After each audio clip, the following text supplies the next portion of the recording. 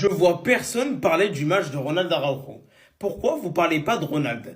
Et De Jong et Ronald, pourquoi à chaque fois vous parlez pas d'eux dès qu'ils sont bons? À chaque fois dès qu'ils puent la merde, à chaque fois dès qu'ils sont nuls sur le terrain, vous êtes là tout le temps à dire faut le dégager, faut le dégager, faut le dégager. Mais les gars, ça va dans les deux sens. Dès qu'il fait un bon match, faut le dire. Dès qu'il fait un mauvais match, faut le dire aussi. Les gars, faut juste être de bonne foi. Les gars, faut juste être lucide, faut juste être objectif, c'est tout. Ronald Araujo, il a fait un vrai match. Après, vous allez me dire c'est como, vous allez me dire c'est comme. D'accord, moi je suis d'accord avec vous. Mais les gars, dès qu'il a fait un bon match, faut le souligner. Et surtout au pied. Au pied, il a été plutôt bon. Notamment là, des belles transversales. Les passes pour relancer directement pour Gavi et Pedri ou alors Frenkie. Non, les gars, Araujo, c'était plutôt pas mal. C'était vraiment bien. Les gars, s'il continue comme ça, il peut continuer justement avec une défense Koubarsi, Baldé, Koundé et du coup Araujo. Mais maintenant, moi, j'attends de voir en Ligue des Champions, j'attends de voir cette saison avant de me prononcer. Mais je sens une vraie saison de Ronald. Mais après, je peux me tromper. Je suis pas Akinator. Ben non, je suis pas Akinator puisque ça, lui aussi, il pue la merde. Moi, je suis pas Dieu, je suis personne. Donc, on verra.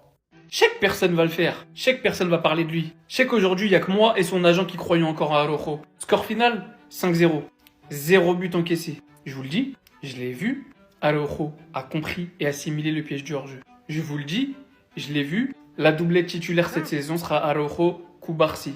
Je vous le dis, je l'ai vu. Ils sont bons ensemble. Tout le monde souhaitait le retour de cette charnière en remplaçant Araujo par Christensen depuis le départ d'Inigo Martinez. Tout ce qui va se passer, on va garder la bac et le C, ça sera celui de Koubarsi. Koundé à droite, Baldé à gauche, Araujo, Koubarsi en défense centrale. Quand c'est pour souligner qu'il est mauvais, tout le monde se précipite en commentaire. Aujourd'hui, il fait un match très très propre. Défensivement, j'irai pas jusqu'à dire très bon à la relance, parce que c'est vraiment pas son point fort. Mais des petites passes par-ci par-là, pour orienter le jeu, pour la donner au milieu, pour que eux cassent des lignes, pardon. Si vous n'y croyez pas, il n'y a pas de souci. Mais la date est prise. Aujourd'hui, vous avez jusqu'à minuit. Après, je ferme le train, parce que je suis seul. C'est moi qui conduis ce train. Et personne ne dira le contraire, je suis le seul à continuer de le défendre. Et quand il fera une saison monstrueuse, il sera trop tard. J'accepterai pas vos excuses. Voilà. Dites à vos équipes préférées de se préparer. Dites à vos latéraux de se préparer. La récréation est terminée. Vous avez pu profiter à dire n'importe quoi sur lui pendant les vacances. Le numéro 10 était trop lourd, je sais pas quoi. On va voir. Il va prendre vos latéraux un par un et les manger. Il est violent, quoi. Violent. Quitte à en péter des câbles, clairement. Désiré, toi t'as dit que t'étais plus fort que lui, hein. Cette saison-là. Faut montrer, hein. Laissez-les chez les Georgiou, dans tous les cas. Plus de prendre le ballon d'or, c'est le futur roi, si ce n'est déjà le roi du football désormais. Prends ta couronne. Mec tellement boosté. On n'a jamais vu ça, même à 18 ans. Même s'il est majeur, on s'en fout, on n'a jamais vu ça. Nominé pour le ballon d'or, il peut faire un doublé.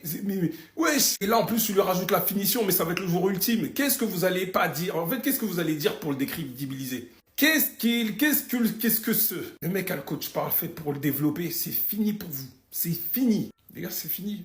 Abandonnez déjà. Déjà, les Janju sont en train de se partager les votes entre eux, là. C'est ça. Mettez 9 joueurs, c'est bien, ça va donner plus de choix aux autres. Nous, la Yamal, ça va être sur lui-même. Surtout en Amérique latine, là-bas, qui parle espagnol aussi, c'est sûr, ils vont être pour lui. La saison 2025-2026, année de Coupe du Monde. Deuxième année de Xavi. Avec des joueurs qui vont progresser encore plus, vu qu'ils sont jeunes et qu'on est une équipe très jeune. C'est fini pour vous.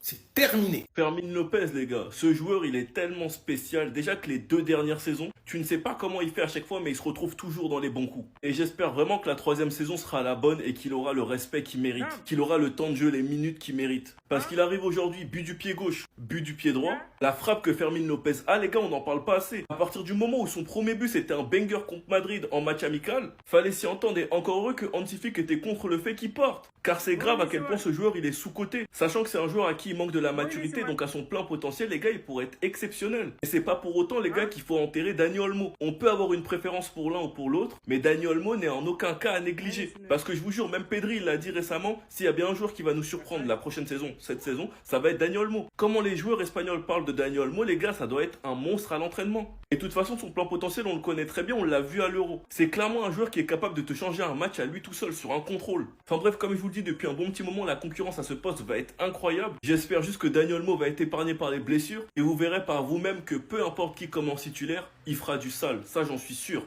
Surtout si c'est cette attaque. Enfin bref, sinon vous les gars, vous en pensez quoi? Ramenez sur l'important, on s'ennuie.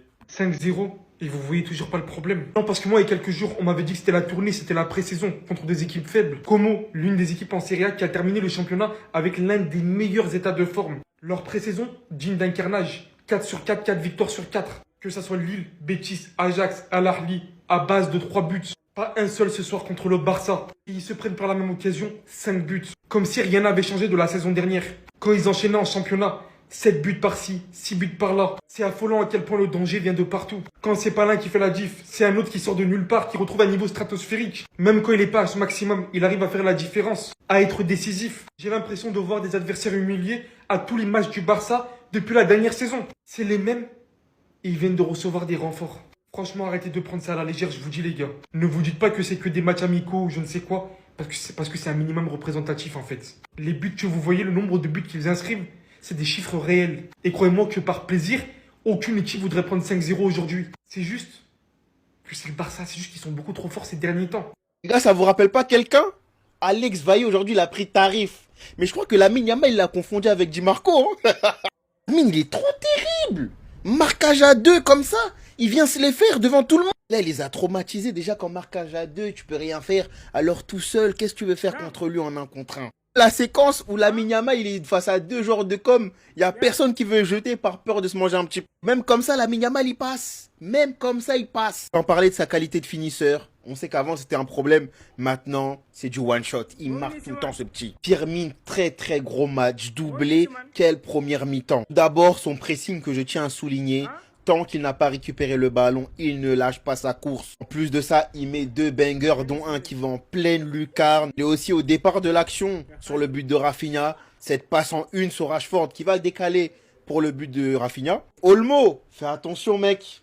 Fais attention. Moi, je suis très hypé par rapport à tout ça. Parce que Olmo, je sais qu'il va se surpasser en voyant que Firmine, il est en train de le dépasser. Et c'est intéressant pour la concurrence, surtout que cette saison-là, elle va être longue. En tout cas, Firmine et Lamine Yamal, ils m'ont régalé aujourd'hui.